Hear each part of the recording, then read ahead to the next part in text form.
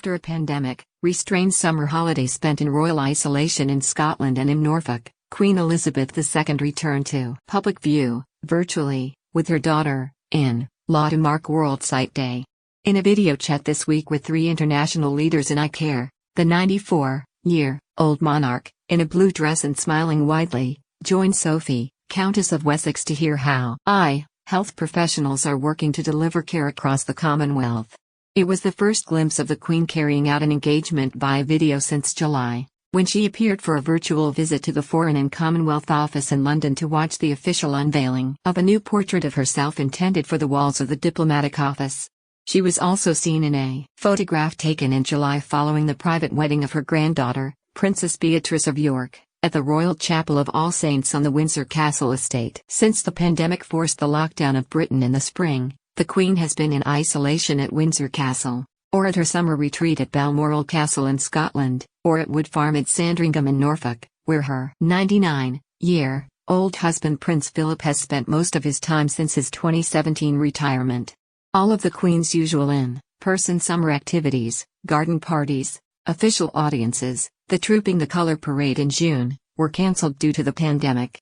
She even had to miss Royal Ascot, which she has never missed in her 68-year reign. Instead, she has addressed the nation twice via video, while adapting to the technology of Zoom and the like to show herself still on the job. Countess Sophie, 55, who is married to the Queen's youngest son, Prince Edward, Earl of Wessex, is a global ambassador for the International Agency for the Prevention of Blindness. A favorite of the Queen, Sophie has been involved in eye health issues for years.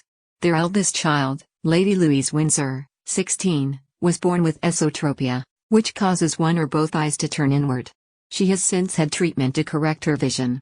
On the video call, Sophie introduced the Queen to 3 eye care professionals who joined from Sierra Leone, Australia, and India, telling her mother-in-law about how doctors and other experts are helping to restore sight and save vision, according to Buckingham Palace. Included on the call were Jalakatu Mustafa, an ophthalmologist at the University of Sierra Leone, Jennifer Merriweather, a senior policy advisor for the Indigenous Australian program, and Natarajan Venkatesan of the Aravind Eye Hospital in Pondicherry, India. From Mustafa, the Queen heard about her work to assess eye health services available across Sierra Leone and bring more attention to cataract problems in the country, the palace said. Mustafa told her the story of a Sierra Leone woman who almost lost her business as a fishmonger due to sight loss, but was rescued by a successful cataract operation. From Venkatesan, the Queen heard about an 80-year-old husband and wife who walked nearly 40 miles over 2 days to get cataract operations, because there was no public transport due to pandemic restrictions, the palace said. Merriweather talked about her advocacy for more local funding to enhance eye care for Aboriginal and Torres Strait Islander peoples and their communities down under the palace, and Peter Holland, chief executive of the International Agency for the Prevention of Blindness, said in a statement. The theme of this year's World Sight Day is Hope and Sight, reflecting optimism about the future despite the challenges of a global pandemic.